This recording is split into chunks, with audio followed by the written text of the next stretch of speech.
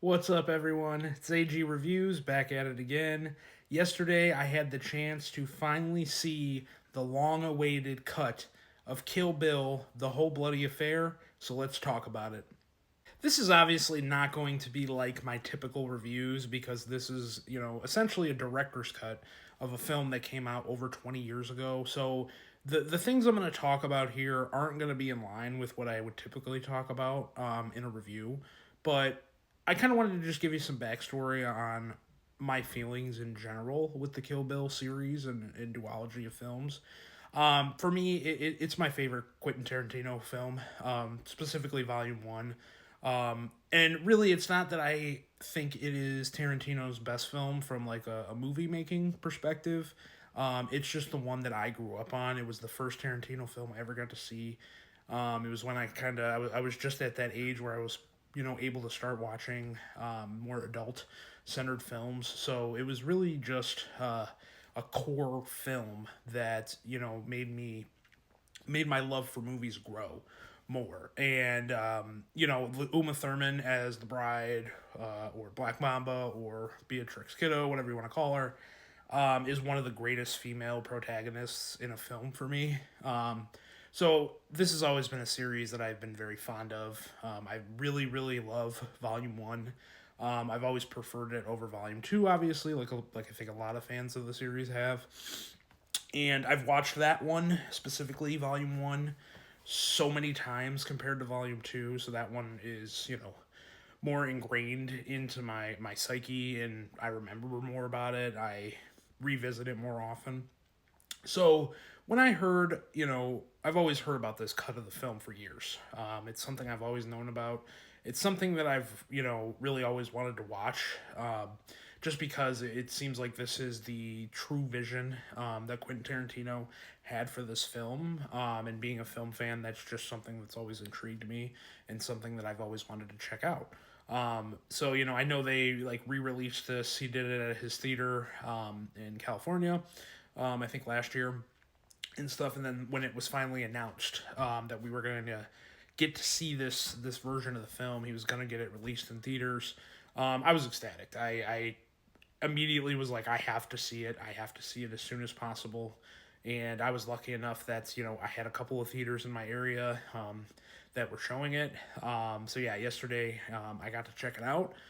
And I'm gonna be honest with you, this now to me is the definitive way I want to watch, this film, because now I'm gonna just call it one film because that's really what it is.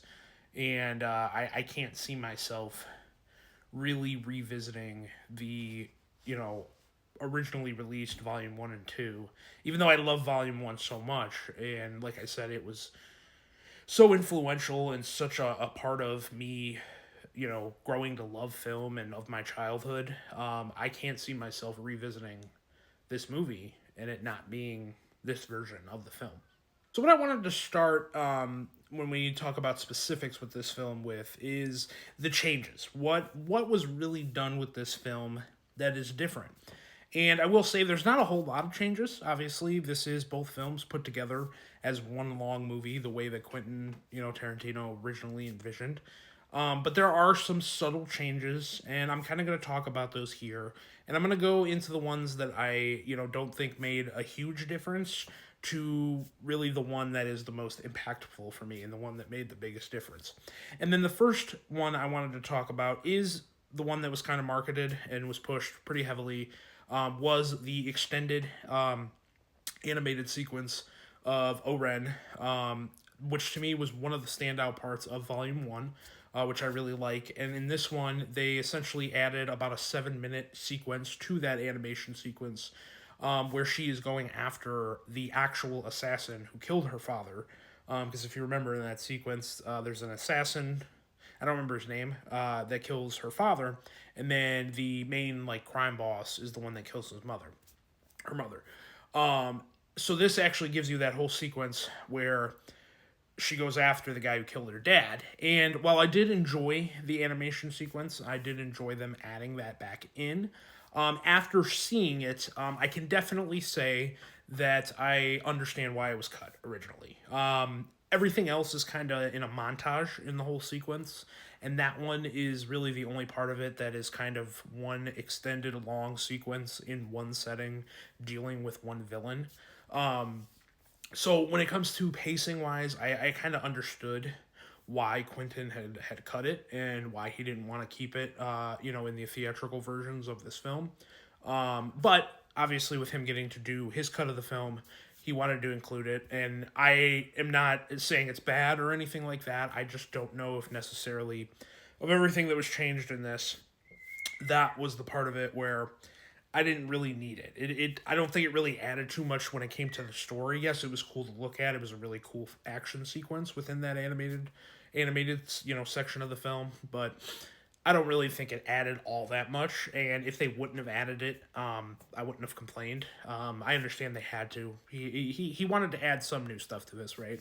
And to kind of give it enough things that were new about it to make it a whole new experience. But for me, out of everything that was added, I don't think that animation part really did all that much for me. And did I really think it needed to be in there? No.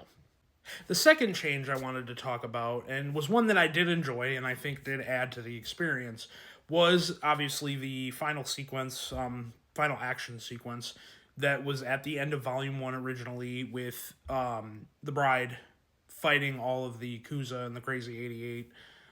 That was changed entirely in color.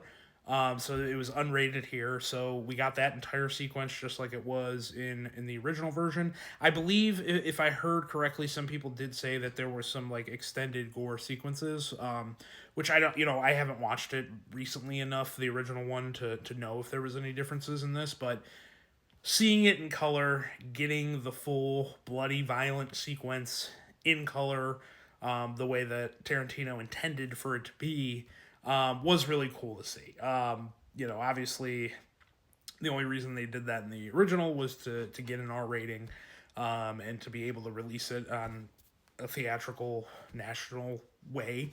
So now seeing the scene the way it was intended and in full color with all of the gore, was a lot of fun. I really did enjoy that. I thought that was a really good change. And I think it enhances the sequence. It makes you realize how crazy violent the sequence is, which we already knew, but this really adds to it, and I think makes the sequence elevated much more than it was before. And then the final change of the film, and the one that I think is absolutely the most significant, even though on like a size factor it's the smallest, is the fact that they cut out the cliffhanger reveal that was in Volume 1 originally, where Bill is on the phone with Oren's attorney, the one who gets her arm cut off at the end. He's on the phone with her, and he basically reveals that Bibi, the daughter of Beatrix, is alive. And so that's completely cut out in this version of the film. And for me, it was something in this in seeing it in this version, I didn't realize how much of an impact it has on you going into Volume 1 and Volume 2, the original versions, because the entire time we are ahead of Beatrix. So when you get into the second in Volume 2, we already know this. Whereas in the whole bloody affair, you don't know it until the very end, when she goes to confront Bill and Bibi's there. It's revealed in that moment. You learn it when Beatrix learns it.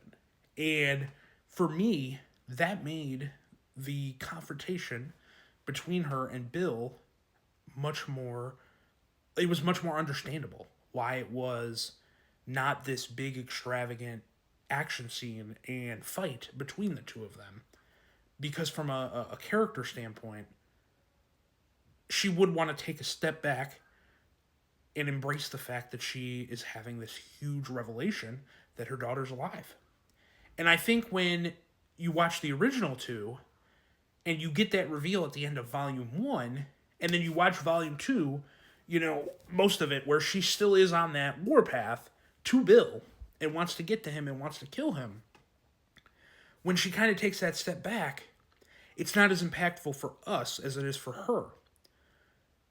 So when she takes that step back and doesn't go full-fledged to him, in the original version, it felt kind of like a disappointment because you wanted her to go after Bill, even with already knowing that, when she didn't know it, but we did. So it's such a small, minute change that is so drastic in this version of the film, and I think loops around essentially full circle and makes that ending and that confrontation between her and Bill much, much more satisfying.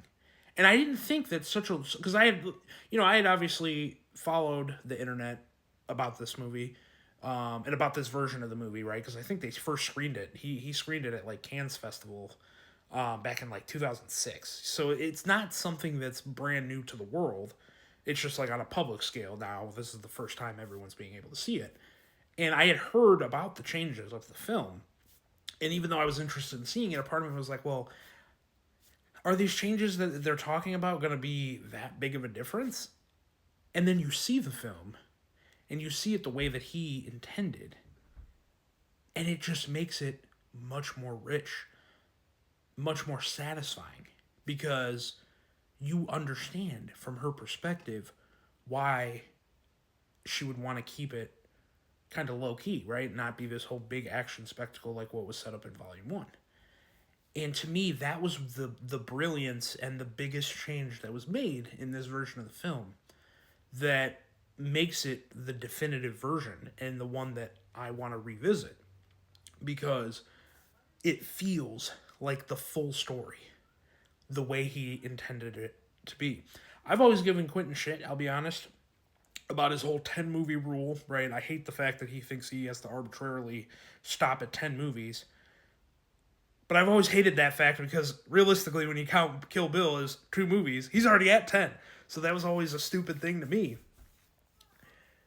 But I'll be honest, now watching this, I'm like, no, this was one movie. Like, this was how he wanted it. And now getting to finally see that fully realized version of it, I get it. I believe him. I'm like, okay, 9 films. Because now, I don't really want to revisit this as 2 separate films. And I don't. And I know, 4.5 hours is really a long time to just sit down and watch one movie, but I can't imagine me going back, watching those original 2, and then not saying to myself, this is not the definitive way to watch this movie, because it was never meant to be 2 movies. And just because of that one change, that's the one that made it click for me when I was watching this. It was like, oh no, this was never supposed to be 2 movies. And you really, it's crazy because obviously the details of this film have been online forever. But seeing it, actually seeing it with my own eyes, really gave me that realization that, like, no, this detail is so significant and makes for such a different experience when watching this film, and made it now my definitive version of watching this movie. And like I said at the beginning of this review, I'm someone who has always preferred Volume 1 to Volume 2. I understand why he did the story the way that he did. And I always felt like Volume 1 was obviously the more action-packed, the more exciting film. The one that I think delivers more on the promise of what we thought that these 2 films were going to be. But I will say, even though there's really not a whole lot of changes to like the back half of this film, most of the changes in The Whole Bloody Affair are to what was before Volume 1, right? So I will say, when watching this film, there's not much that changes, but it actually made me feel better and enjoy the back half more when you sit down and watch it in one setting, because you're kind of coming off the high of all the crazy action sequences, like the opening with Vivian Ann Fox's character, I don't remember her name, with their battle in her house and her daughter coming home and everything, and then you get everything with O-Ren and her getting the sword in Volume 1. It's like everything, the big action moments and the big spectacle moments are all in that first half of the film. So when you originally watched it and there was a 6-month gap, or however, even if you watched them back to back, it felt a little disappointing. Here, when it's one experience and it's all one film, it doesn't make the back half as underwhelming because now, yes, we did get through all the major action sequences. There is a battle, obviously, with I can't remember the other girl, the eye patch. I can't remember her name. I'm blanking on it right now. There is an action sequence there, but the back half of the film is more personal and is more story driven and character development and plot driven. And I don't think it's as underwhelming when it's all combined as one film. And again, it kind of goes into, the change they made with not giving that reveal. But I think just all around, it improves Volume 2 for me. And that's why, at this point, I'm not even going to say Volume 1 or Volume 2 anymore. It's just Kill Bill. Because as a whole experience, as one big movie, it's a better way to watch the film and to take this story in. Because that's what it is. It's one story. So that worked, and that improved the second half significantly for me. Like, a lot of my problems with it are pretty much gone. Yeah, it's a little slower paced. It's not as action heavy. It's not as spectacle, right? But a lot of my problems with that, are gone with it being one film. And obviously not, like I had seen the first one and the second one both in theaters when they released when I was younger. And I didn't have 6 months in between. I didn't have to wait. And then inevitably be disappointed. So I think that even though there was really no changes to what Volume 2 was, I think that this version of the film makes it much, much better. And just as enjoyable, I think, as Volume 1. Which is crazy, because I always thought Volume 1 was so much better. And, I've revisited Volume 1 a million times. I've only watched Volume 2 a handful of times. So, the fact now that I look at them kind of on the same level because of watching it in this way is, I think, such a... it says, how good this version of the film is. But yeah, guys, that's pretty much all I got, on the review for this. Like I said, I know it's not my most traditional review where I talk about what I liked and didn't like. Because it's a director's cut, essentially, it's a different version of of two films, right, that we've already seen. I just want to talk about the changes and stuff, but man, I loved the whole bloody affair. I loved watching Kill Bill in this way. And I'm hoping, praying to God that they release this on physical media, because this is the way I want to revisit Kill Bill from now on. I really don't want to watch them as two separate films anymore. Even if I don't watch it all in one sitting, I just want to experience it the way that it was intended, right, and the way that Tarantino wanted. So yeah, and Uma Thurman, I know, what can I say that hasn't already been said? She is such a powerhouse in this film and in this story. I could watch her all day, and that's why I can watch this all day, and it's my favorite Tarantino film. So yeah, guys, if you've seen Kill Bill: The Whole Bloody Affair, go ahead and comment below. Let me know what you thought. What's your kind of history? Are you in the same boat as I am, where I loved Volume 1, disappointed by Volume 2, and how much did it improve the back half for you by seeing The Whole Bloody Affair? Because for me, it shot it up tenfold and is a much more enjoyable experience to me than it was before. So yeah, just comment below. Let me know what you thought. And yeah, outside of that, everyone, have a great day.